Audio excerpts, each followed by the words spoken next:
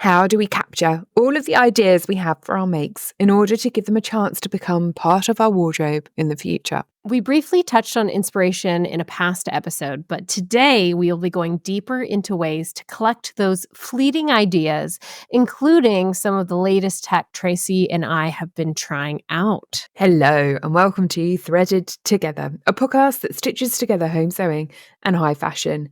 We're your hosts. I'm Tracy. I'm Rebecca, and in today's episode, we'll be discussing how to capture ideas for your makes. This is our 22nd episode, season 2, episode 10 for Threaded Together, and we are so excited to have you. And we're thrilled to have you back listening to us again. And of course, don't forget to find us on social media at Threaded Together Podcast, where you can see what we're working on and keep up with us between podcasts by subscribing to our newsletter. If you enjoy listening to our shows, we'd love it if you give us 5 stars and leave us a review on the app of your choice. It helps other people find our podcast. And of course, we love hearing from you. We're really excited to talk about capturing ideas for our makes. But before we get into that, Tracy, what have you been working on in the past month? Well, I haven't had that much sewing time, but I did finish up a dress, and I know that you'll share my excitement on this. I bought some dead stock Coaching fabric,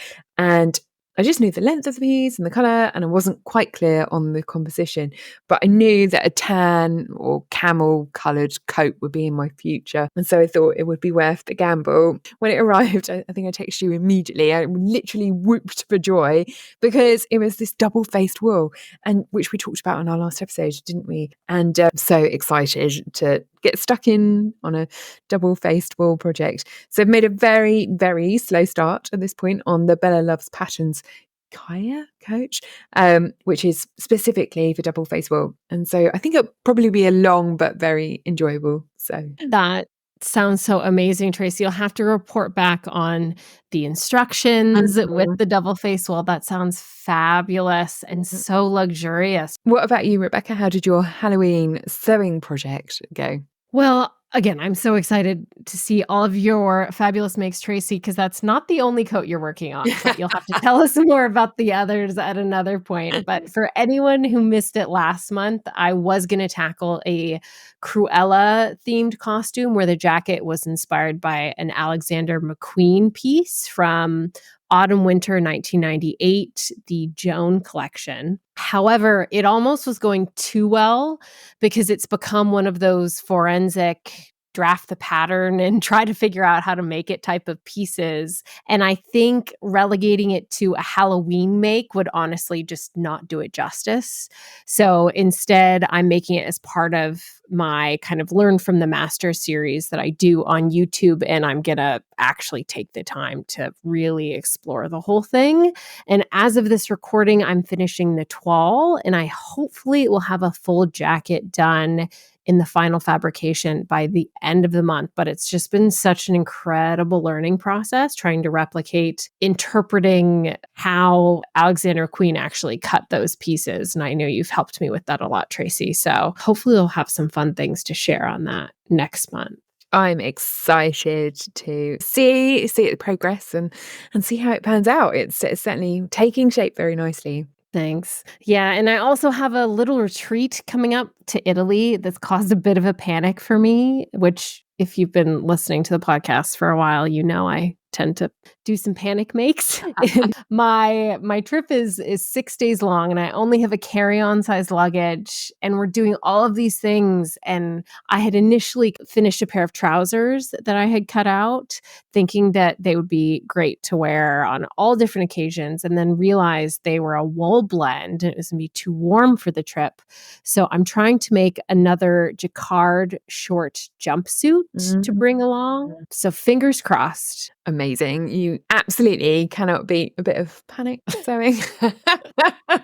For better, for worse. No, it just comes with the territory, I think. Diving into our episode, I have been re-listening to a fantastic book that I would highly recommend called The Creative Habit by the legendary choreographer Twyla Tharp. And there's a great line that I wrote down when thinking of this episode that was, one of the fears of a creative person is that some brilliant idea will get lost because you didn't write it down and put it in a safe place. And that is from chapter 5 of the book, which is titled Before You Can Think Out of the Box, You Have to Start with the Box. And I love this book for so many reasons. But in this particular chapter, she discusses idea storage, which in her case is just a cardboard box. So Twyla Tharp starts a new box every time she begins a new work, references them throughout the project, and then stores them away for future reference upon completion. And she actually puts everything that she comes up with and researches in that box. Wow. So very physical representation. And she believes so strongly in the need for research and planning around ideation and idea evolution that she devotes an entire chapter just to this, which is interesting, especially coming from one of the most innovative choreographers in the past century. But also, this book is not specific to Twyla Tharp's own experiences. She frequently cites habits of all of the greats that she admires. And in this instance, she actually cites Mozart for his organizational technique, which was to organize ideas by notebooks based on how mature the idea was. So ideas would migrate through the notebooks as they progressed on their way to becoming ready to become a new work. That is so interesting. I had no idea that Mozart organized his ideas in notebooks in that manner. That's such an interesting fact. Yeah, and so relevant and kind of niche, but also, we clearly are not the only people thinking about this topic. Yeah, absolutely. And it's such a good intro into our episode today. As we said before, we previously talked about where we get inspiration for our makes. I think it's episode 4, so it's one of our early episodes. But today, we want to talk to you about how to capture your ideas, how to collect your ideas, and how to store them. Let's start today by revisiting how you collect your ideas, all the research and inspiration that goes into ideas, and then look at how you can capture them, and then how to list and store your plan. That sounds great. In the documentary, Jeremy Scott, the people's designer, he talks about how you need to get an idea down so that you can move on from it. This is something that I don't think is unique to fashion. I've heard this as the best way to just kind of get something out of your head is to write it down. And a similar idea in fashion is that anytime you have that jolt of inspiration, simply describing it won't be enough. You need to be able to articulate it and communicate it to others. And that's where drawing comes in. It definitely raises a really good point. To be able to put an idea to paper allows you to refine it, ready for realization, or to iterate it, or to discard it, or just allows you to get an idea out of your head so that you can refer back to it when you want to. Absolutely. And we wanted to start with drawing, but we also want to share a little bit about why this skill is considered so important in the fashion industry at large as well. So if we take just a short step back in history to couturiers, the greats often didn't necessarily sketch. They draped quite a bit on figure, and some of the designers did employ illustrators to capture their ideas. But it was also designers who did kick off the fashion illustration movement as far as actually drawing out what the garments were going to look like for clients. And then as we move into the late 20th and early 21st century, most ready-to-wear clothing brands employ people who do the pattern and clothes making, with sizing fairly mechanized. So in the age of the creative director, let's say, it's much more important to be able to convey an idea to your team rather than needing to make it using your own hands. A great example of both of these two techniques still utilized by a very modern creative directorship duo. And I know this isn't the first time I've mentioned this, but a great example is Laura Kim and Fernando Garcia at Oscar de la Renta. There's a fantastic masterclass episode on their partnership, but very notably Fernando sketches and can't and doesn't drape, whereas Laura drapes on the mannequin and doesn't sketch. And both work products, the sketch and the dress prototype, are then handed off to their team to develop. So that's kind of how that's used in a modern fashion setting. Now, Tracy, you and I certainly don't have our own teams yet, but the ability to visualize and play around with an idea on paper is also much faster and economical than always needing to have your hands on fabric. And while not every designer does sketch, it is a great skill and technique that we can borrow from the fashion industry and put to our own use. And to quote French designer Jean-Charles de Castaillac, "For me, drawing is the magical connection between inspiration and expression." Oh, wow. That's such a wonderful quote. That's really lovely. And it does put into perspective the importance of drawing. Absolutely. So I'm going to tell you, absolute fact, I can't draw. I don't believe it. I gave up all interest in drawing at school when I got like 20% on an art exam or something at like 12. Who even knew that was possible? But I think as I became more interested in dressmaking over the last few years, I knew that it was a skill that I really needed to work on, because even like in the simplest of forms, when you see the line drawing of a couple of patterns and you want to mash them together, the ability to draw allows you to merge them together and visualize what it can look like, and kind of to put to paper what you've got in your head and kind of see what it would look like. So as you know, I love a good class. And so a few years ago, I took a fashion illustration class at the V&A with the fashion illustrator Erin Petson, and she was like an incredible teacher. There was such a varied range of people on the class, most of whom were very, very competent illustrating or painting or sketching. And there was me, like a best stick man is all I could imagine. But it was a really, really good class to build up my confidence and drawing. And I met some really lovely people. And we made a point of going to some exhibitions and sitting on stools and drawing dresses and things. And honestly, it is like the best way to study a garment, truly, is to sit in front of it and draw it, because you can see the seam lines and you're interested in the way it drapes and the bias lines and the details on the garment that you don't see by just casually glancing at it and taking a quick picture on your phone and moving on. I do wholeheartedly recommend, no matter what you think of your sketching skills, picking up a pencil and paper and making a start, even just with an image from, you know, your latest Vogue magazine, and get a sense for your sketching style and freedom and playing with the colours and the lines. It is a really good skill to practice. Then later, when I attended some pattern making classes, we were encouraged to do the technical drawings of the garments we were creating a pattern for,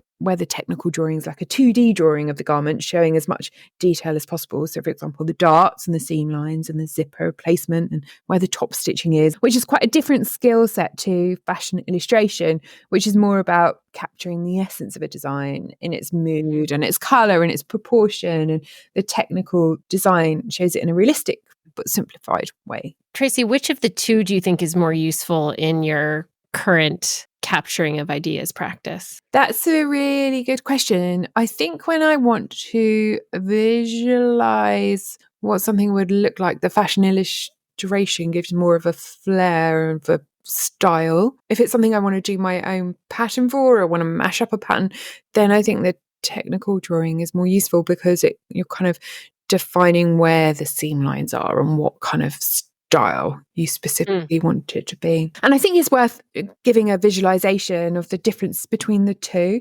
So if you were to think of like a vintage Vogue sewing pattern, which we can all imagine in our mind, and you think of the cover of a vintage Vogue pattern, and it would have an illustration to illustrate how the garment hangs and drapes and the colours that it could be made up in and the different fabric types and so on.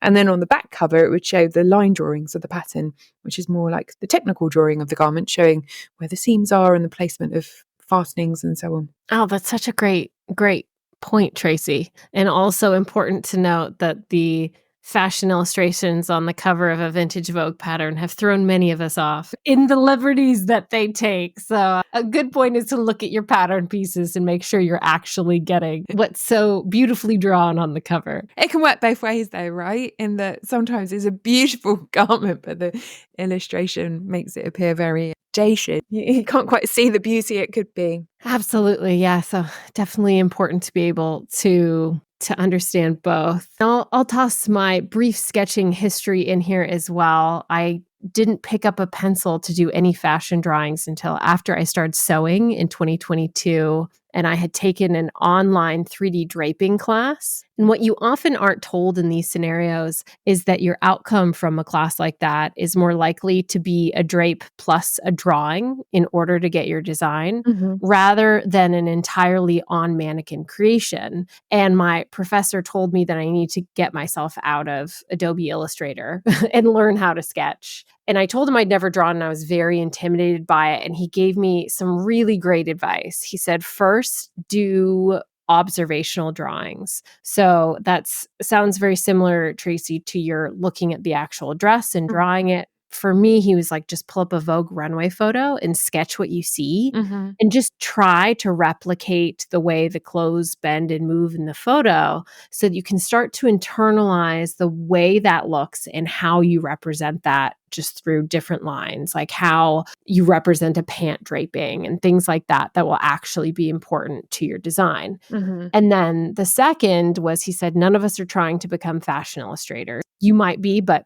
in this case, let's just say we're not. I'm definitely not. No. So he said, don't worry about stylizing your drawings, like some of those that are like 12 heads tall illustrations where the legs are, 2/3 of the entire body. He's like, that doesn't really help you when you're trying to visualize the design. It's just pretty. And then lastly, he said something that I think is great life advice. He said, if you draw every day for 30 minutes, after several months, you won't help being able to be competent at it. So just do the work and you'll get comfortable doing it. And I followed his advice, and I think I drew for like an hour every morning for several months. And I'm a crap illustrator, but I can convey an idea, and that's all that matters. So mission accomplished. Such great advice. Really, really great advice. And I think if you take nothing else from our episode today, that should be your takeaway. Just pick up the pencil and start drawing. And I'm so surprised that you say you've only been sketching a couple of years, because your anything you've shared with me just looks incredible. I thought you were you were much. You've been a long practiced skill. I think you're being a bit generous, Tracy, because I was thinking I took that class the week before we met. And so I was actually going to ask you, I was like, I think you've seen the progression of my drawings, and some of the original ones were pretty rough, but honestly, it doesn't matter. Yeah, I think that's it. If it's just for you, it really doesn't matter, does it? Exactly. But something that really helps, I think it is something you're about to jump into here. Yeah, absolutely. So if you want a bit of hand-holding to start, there are a few books out there with croquis already in them to help you capture your design.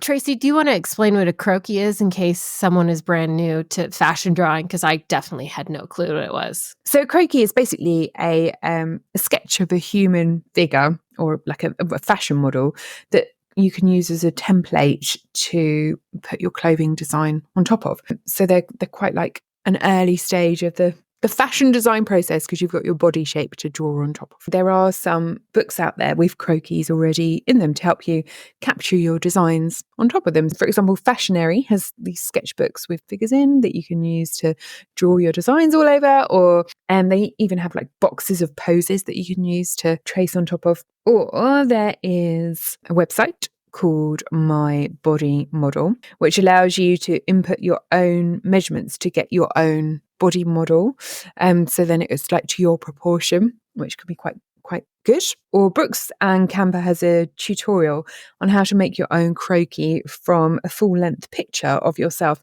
And we'll link to the article in the show notes, but in essence, from your picture, trace the silhouette, leaving the hands and face very simple so you don't get overwhelmed by the details. And then you're good to use that as the basis to capture your design ideas on top of. Yeah, that's a great idea. The reason why we use croquis is because proportions are so incredibly hard to do and so important to your design work. Like, it's hard to tell, if you just have a poorly proportioned body you're drawing on top of, that could make your, for example, blazer look really out of proportion, when maybe you are intending to have a very out of proportion blazer. But if you don't know the proportions of what you're drawing on top of, it can make it very hard to Yeah. actually shape that. And I really struggled with that, with the perspective of the body and how to not just have these just wonky shapes. So I had another short course teacher who gave me the best hack. And this is from a YouTube, so I will try to dig it up and add it to the show notes. But basically, to get the proportions right, you draw 10 evenly spaced dots down a page. Mhm. And between the first and second dot, that's the full head. Between the second and third dot is the bust line. Next dot is the true waist. The next dot is the bottom of the pelvis. 2 dots down are the kneecaps, and then 2 more are the ankles, and then the last dot is the bottom of the shoe. Mm. I still to this day will always draw the dots because otherwise I will have a very out of proportion figure, so it just gives some good guiding lines. Well, I learned something similar, but it was using circles. So I think it was kind of circles, but obviously depending on how long you want the legs to be. Where the first one's the head, and the second one's to the bust, and the third one's to your waist, the next one's to your hips, and then the rest make up your legs. And then using a series of like triangles, you can get some more shaping, like the shoulder line and the hip line, and little circles for your joints, like your elbows and knees, and triangles for your hands and feet. So just a really, really simple way of getting the shape and giving the proportion, as you say. Then it's something from which it's easy to start sketching on top of. Absolutely. Yeah, I think the tutorial that I had mentioned, it does have a bunch of circles and things in it. But the only thing that I could stick to is I'm like, I don't even remember how many dots down a page and start adding in my stuff. Because usually, again, it's just about getting an idea out. If you want to learn more about the concept of fashion drawing in all of its various forms, I would definitely recommend a little textbook called Fashion Drawing. And it's part of the Basics of Fashion Design series by John Hopkins. He's the author, not the university. And it's a small little book at just 180 pages and covers the myriad of applications of fashion drawing for both the broader fashion industry and for your own personal use, from the very basics through to editorial applications, pattern design, and collection design. So absolutely would recommend that as something to add to your collection if you really want to know more about fashion drawing specifically in that subject matter. So, Rebecca, one of the reasons that we wanted to discuss this topic in today's episode is because we've both been playing around with the Procreate app on our iPads, and you've used it to successfully capture and visualize different lay plans for patterned fabrics, haven't you? And to plan some of your makes. Can you talk us through that? Absolutely. With pleasure. So as I mentioned earlier, when I started venturing into kind of the fashion design world, I couldn't sketch, but I am an avid Adobe product user. So I learned pretty quickly how to use Adobe Illustrator. And drawing in Adobe without a pencil is incredibly time consuming, to say the least. I could, yes, say draw something using my mouse and add patterns and manipulate them as layers and things, but it would take me about an entire day to do so. And I was using that for the classes that I mentioned earlier as well. And it was just brutal. I was like up all night trying to like get these ideas together. So once I started sketching on paper, that was so much faster. But there also came a point when I still wanted to do that visualization with the fabric. And that either meant coloring it in badly in most cases, or I would just like clip a swatch to it and try to visualize it. And that's really where this app Procreate comes in and bridges that gap. And I had heard so much about it. They recommended it on, I swear, every course that I had. And it's super inexpensive. It costs like €7 and is compatible with any Apple product. But kind of the catch is that it really becomes the next level tool with an iPad and an Apple Pencil. And I had neither. So I did have to do a little bit of an investment on that front, but I have to say it was so worth it. I work with a lot of prints. I love a good print, but choosing which one to use for which garment is always a challenge until now. So I just can photograph the fabric and add it as a layer on my drawing easily. And you just put it behind your sketch in Procreate, and then you can just toggle between different layers and fabric options to see which looks better. But I realized as I was playing around with this that perhaps even more value than that is just seeing the whole pattern at scale and the ability to play around with the pattern placement. In Adobe Illustrator, when you're creating a pattern, it's very hard to get the scale exactly how you want it in the repeat and to just capture it in proportion. But the way Procreate does this, it's just so effortless. In terms of pattern placement, I had this vintage jumpsuit that I mentioned. I think I made it 2 episodes ago, and I was trying to figure out what fabric to use. And I had just taken photos of a full meter of each fabric and just dropped them behind the jumpsuit drawing and was like, oh, this looks amazing. And then just kind of on a whim, I took a photo of this summery linen print that I had and had a lot of white space on it. But as I was adding it in the app, I realized that if I cut it so that I just focused on these green leafy bits, it would become a much more dynamic, almost scarf print-like look. And then I did the same thing with just the pockets and layer it over. And next thing I knew, it was just this absolutely lush, very little white space pattern. And I was able to use it as a guide as to how to actually cut out the fabric for my jumpsuit so that it ended up looking like what I had drawn. So Procreate has absolutely changed the game for me and my makes and how I can visualize them. It's just such a delight. That's so exciting to hear. Such a good tip. Yeah, I've got some border print fabric that I want to think about the best way to place when cutting out the pattern. And you are absolutely right. That's just a really good way to visualize it, isn't it? Really, yeah. I'm really excited to try out that tip. So we did say that in today's episode, we would be capturing ideas. And we think it's also important to talk about the ways that you can capture everything you want to work on, how you organize your lists. Absolutely. I don't know why I didn't do this before, but I've started organizing my fabric by taking a full meter size photo on my iPad. And then I have just a folder now that's just fabrics. And before, I'd always cut off a swatch and stuck it on my wall. But this is almost better because I do think having the full meter to be able to manipulate if you need a pattern is really useful. So that has now become kind of my fabric storage tracking system where it didn't really exist before. Such a great idea. And especially as Procreate becomes more and more of your design process, it just makes sense to take photos and capture them. There's a couple of sewing specific apps out there for organizing your stash and sewing plans. One is Stash Hub and the other is Threadloop.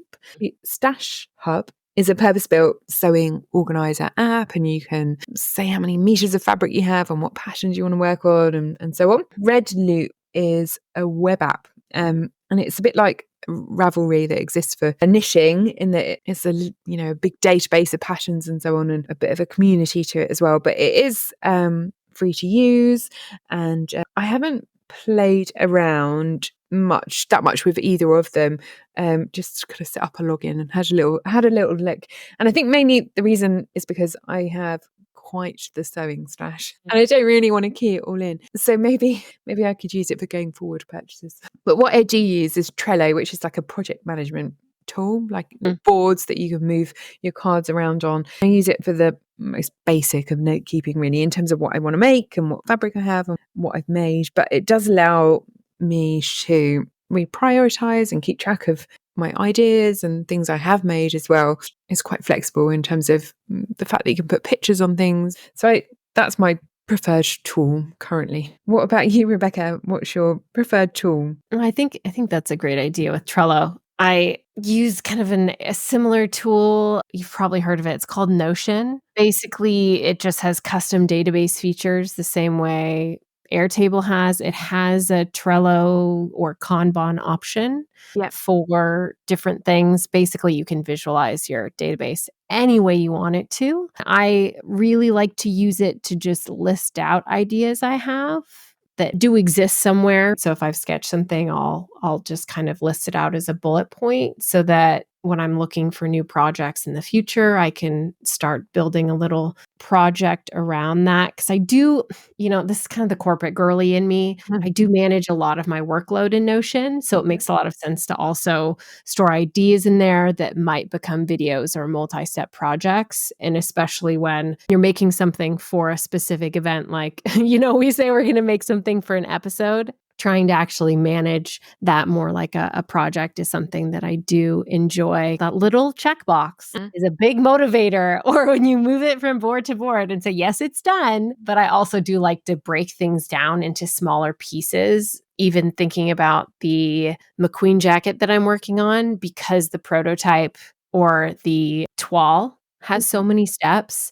I did stop and kind of break it down into all of the little things that I need to make sure on the toile work before I move on, because it was just starting to feel like a lot. And so it's like, okay, if I make a list of what I need to actually like check once we get the sleeve, but then also I need to check the fit on the body and all of these things, and just kind of getting my order of operations right was something that I actually was just doing on the side in Notion so that I could just keep track of things and just not feel like I was getting overwhelmed by the task. Very corporate girly. Very, very corporate girly. I don't time box anything. Don't worry, Tracy.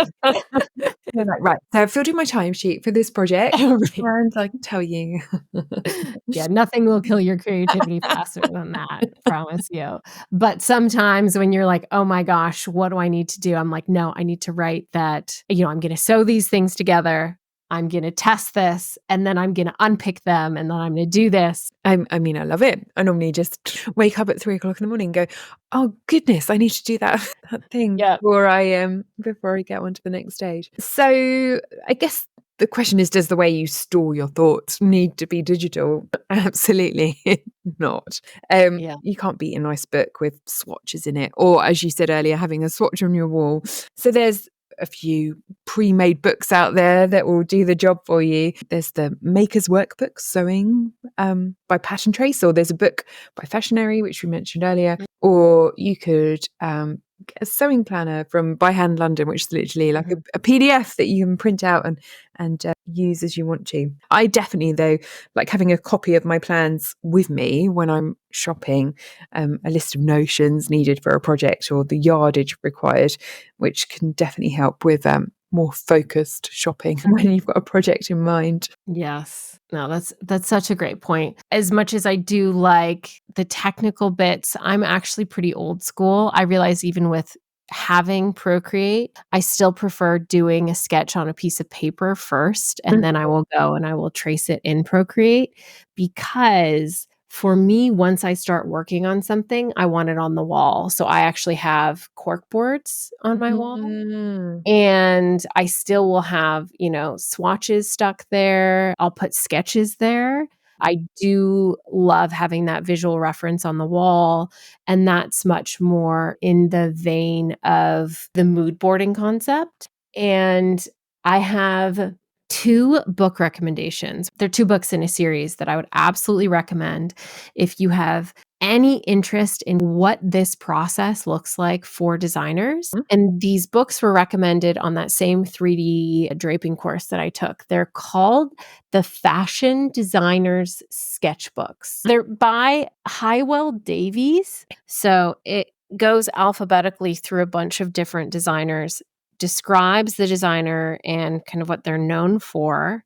And then it goes through their design process, but focusing on their sketching process, their mood boarding, and their idea kind of curation. And then has different questions that they ask every designer, and then has either photos of their workspace or their sketches or their mood boards to show you how that process is developed. But the questions that they ask are things like, what is the best environment for you to work in? How important is research in your working process? How would you describe your design process? What fuels new design ideas? What are your main sources of inspiration? And they ask that to every single designer.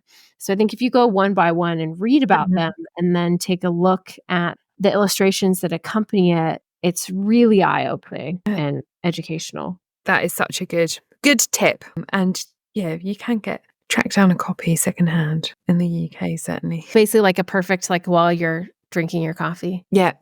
Just doing like one a day, and I just Yeah. leave it on my table. Tracy, do you do a physical mood board at all, or do you keep most of your ideas digital? I think it's mostly digital. I will draw a picture or doodle a picture to try and get the idea of what I'm thinking. But yeah, I think most of my stuff is digital. If I'm trying to capture inspiration, then maybe I'll collate lots of ideas on a Pinterest board or something like that.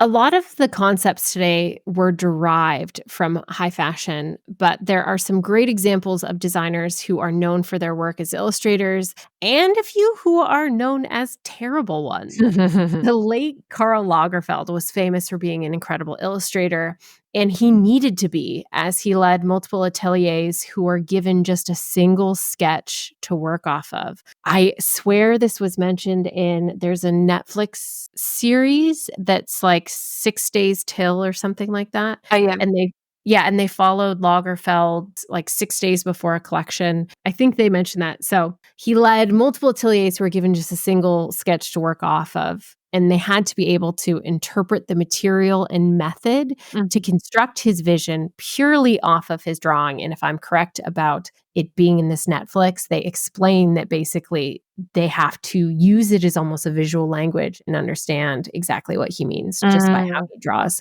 So I always love looking at his illustrations. His illustrations are absolutely beautiful. They really are. Yeah. Yeah. There was a book. It's a Karl Lagerfeld book from, I get it. We're building up our reading list, Tracy. So there's a book, Karl Lagerfeld, A Line of Beauty, from the Met exhibition, and the illustrations in it are absolutely beautiful. It's a piece of art. It's such a beautiful book. Okay. I'm going to have to take a look at that. And I also just bookmarked on YouTube, it popped up for me a tour of that collection at the Met with Hamish Bowles. But I need to watch that and definitely need to get that book as well because his illustrations are legendary. Another famous illustrator is actually John Galliano, who originally went to Central St. Martin's for fashion illustration, not design. Yes. A foil to this would be one of our favorites, Thom Browne, who is infamous, at least in our world, for being a terrible artist. Actually, it was for the Lagerfeld Met exhibit. They did the behind the scenes with him in his process. He explains that he draws coded shapes to indicate ideas, and then he has an illustrator that turns those into the designs that are used to make the garments. And quite comically, the way they filmed it, he's very seriously talking about these shapes, and as a viewer, you're like, what the heck is happening? And then he goes, oh, it's because I can't draw. And then he is an illustrator, and you're like, oh, okay, we all get it now. A great point to show you that you don't actually have to be a great illustrator, even to sit in that role of being, I think what we would all say is a very fabulous designer that is Thom Browne. But I do think somewhere in here is a discussion of what exactly it does take to become a fashion designer in the modern world, and if knowing how to actually create clothing is relevant to the toolkit. Yeah. When so many of these designers seem to have never needed it. And similarly, I think when you look at the fashion education system, students who want to design have sketching emphasized as a skill in portfolio building, but not pattern making, draping, or really textile development. But on the contrary, the other evening, I did stumble upon a visually stunning documentary film called A Sense of Beauty, which we will absolutely link in the show notes.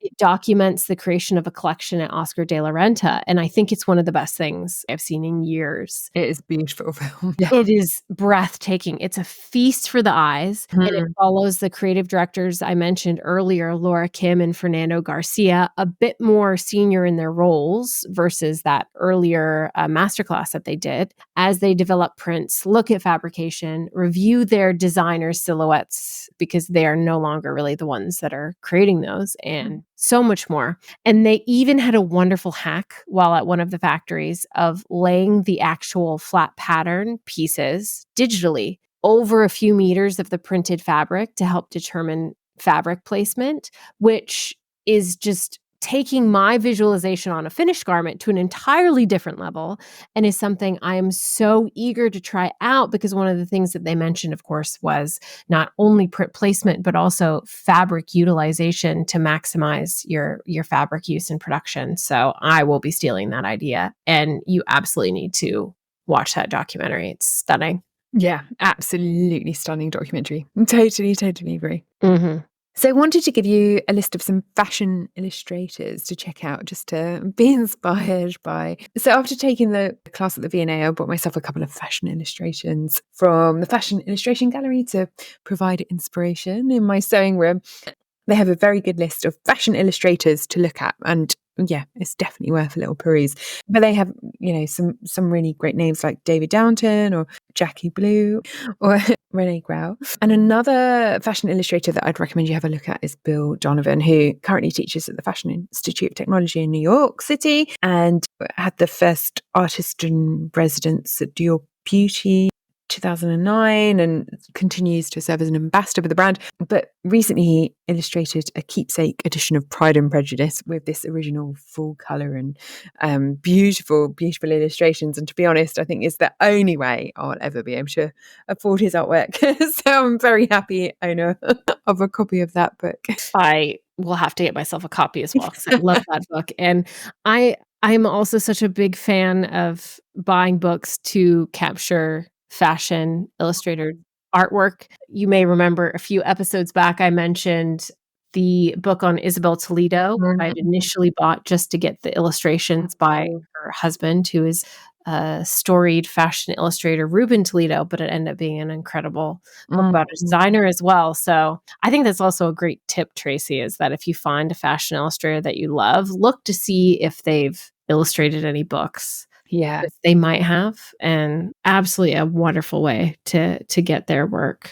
Yeah, absolutely. This is so inspiring. Yeah, I agree. And I must know, what are you working on next, Tracy? What's on your sewing bench? Well, I have many coats. So I definitely want to make a good amount of progress on the Kaya coach, and then I will see where that takes me, because I think we're working towards the festive season, and that's where it's quite fun to get a bit creative, and maybe I'll take some inspiration from today's episode and draw some nice designs to capture some ideas. What about you, Rebecca? What are you working on next? I'm so many projects deep at this point. It's slightly embarrassing, except for I'm still optimistic. But I also did just recently acquire some new vintage textiles, which have been photographed and put into my stash. At this point, it's like some of these things I need to start moving through. So hopefully I can come up with some ideas. I got a vintage quilt that's just absolutely stunning, and I'm so excited to play around with pattern placement.